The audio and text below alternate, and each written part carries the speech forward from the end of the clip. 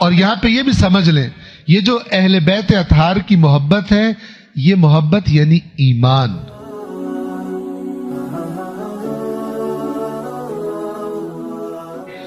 اور یہاں پہ یہ بھی سمجھ لیں، یہ جو اہل بیت اطہار کی محبت ہے، یہ محبت یعنی ایمان.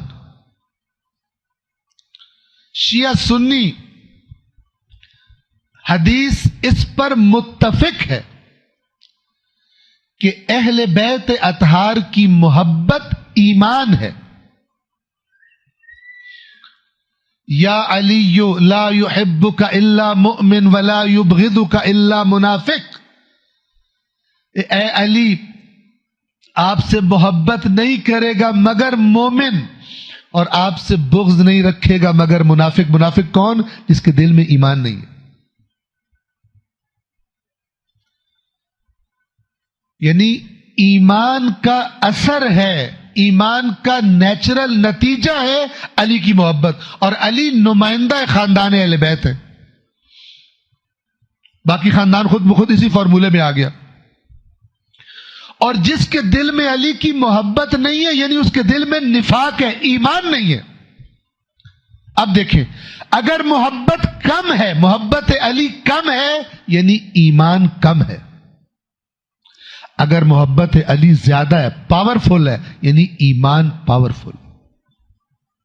اب اگر محبت علی یا محبت اہل بیت زیادہ ہے، یعنی اس کا مطلب ہے ایمان پاورفل ہے، تو وہ انسان سے جب بھی کہیں 2 یا 3 راستوں میں ایک کا انتخاب کرنا پڑے گا، تو یہ پاورفل ایمان، یہ پاورفل محبت اہل بیت باقی چیزوں کو پیچھے دھکیل کر ان پر غالب آ کے اپنا تقاضا انسان سے پورا کروا لے گی. اور اگر یہ کمزور ہے اور دوسری چیزیں سٹرونگ ہیں، دنیا سٹرونگ ہے، لالچ سٹرونگ ہے، تو اہل بیت کی محبت کو پیچھے دھکیل دے گی اور اپنا تقاضا پورا کروا لے گی.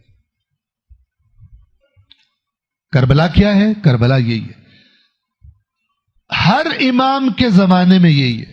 لہذا ائمہ نے جو ایمان کی وضاحتیں بتائی ہیں، تفصیلات بتائی ہیں کہ ایمان ہوتا کیا چیز ہے، اس پر توجہ، اسے جاننا اور پھر اس کو اپنے اندر پیدا کرنے کی کوشش کرنا، یہ ایک مومن کا ہم و غم ہونا چاہیے.